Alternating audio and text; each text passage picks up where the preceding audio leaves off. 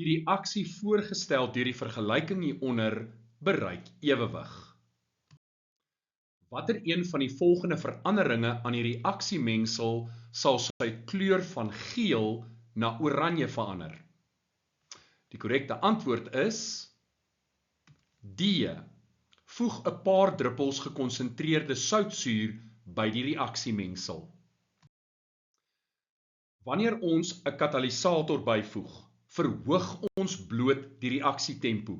Daar's geen verandering in die ewewigsposisie nie en gevolglik verander die kleur van die reaksiemengsel ook nie. So A is verkeerd. As ons water byvoeg by die reaksiemengsel, dan voeg ons by aan die produkkant.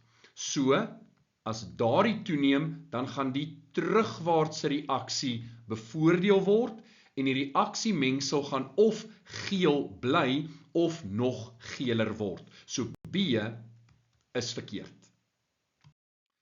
Nou as ons natriumhidroksied byvoeg, natriumhidroksied is 'n basis, dit voorsien met ander woorde hidroksiedione wat gaan reageer met die waterstofione in die mengsel.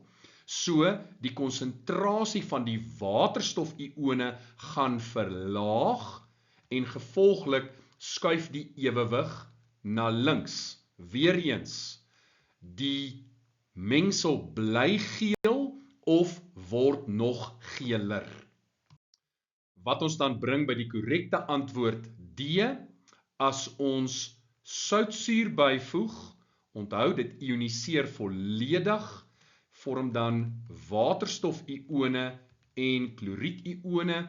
Daar's met ander woorde 'n toename in die waterstofione, die voorwaartse reaksie word bevoordeel, die ewewigsposisie skuif na regs en die reaksiemengsel verander in kleur van geel na oranje.